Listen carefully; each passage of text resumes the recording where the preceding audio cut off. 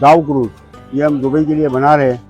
और ऐसी हमने पाकिस्तान के अंदर भी फिशिंग ट्रॉलर वगैरह हज़ारों की तादाद में बना दिए फिशिंग ट्रॉलर, और टूरिस्ट बोट भी हज़ारों के हिसाब में हम लोगों ने बना लिए। तो अब इंशाल्लाह ये बोट, इसकी डिज़ाइन वगैरह सब कुछ पाकिस्तान में की गई है, और हमारी पाकिस्तानी जो टूरिस्ट बोट है इनको दुनिया भर में माना जाता है।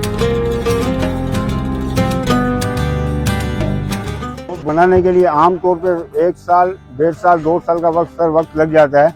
दुबई की पार्टी ने हमें चैलेंज कर दिया था कि सलीम भाई ऐसा नहीं हो सकता कि 2 साल के काम को आप 6 महीने में कैसे कन्वर्ट करेंगे, मगर मैंने कहा मैं इंशाल्लाह मेहनत करूंगा। यहाँ पे 6 बेटे और भी मेरे साथ थे, और हमारी लेबर, हमारी 100 लेबर हमारे साथ थी।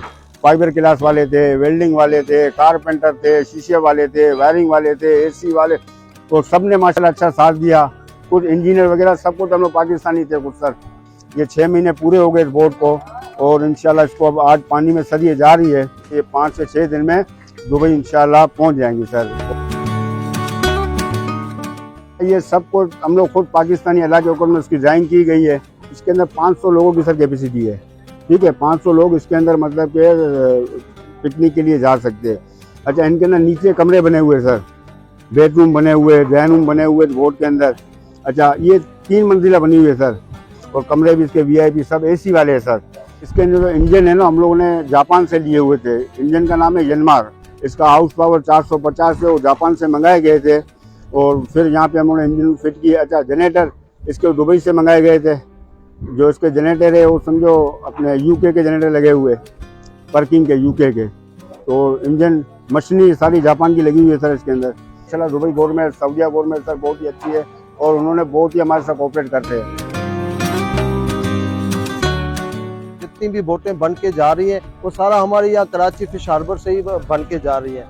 तो हमारी हुकूमत पाकिस्तान से कि ये अपील है, आज़ाना अपील है कि बराए मेहरबानी हमारी इस सनत पर तवज्जो दी जाए। तो सबसे पहले तो उनका रास्ता क्लियर किया जाता है, फिर नीचे तख्ते रखे जाते हैं, फिर उनको एक साइड पर थोड़ा सा टर्न किया जाता है कश्ती को।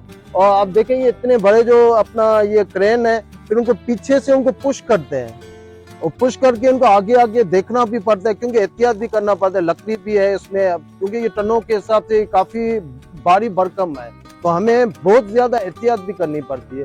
फिर उसके बाद ये समंदर को रास्ता भी क्लियर करना पड़ता है, फिर इससे आगे भी जरा लाकर, और ज्वार का पानी क्योंकि वो ज्यादा होता है, फिर उस हिसाब से चांद की तारीखों में हमें कश्तियों को समंदर में उतारते हैं।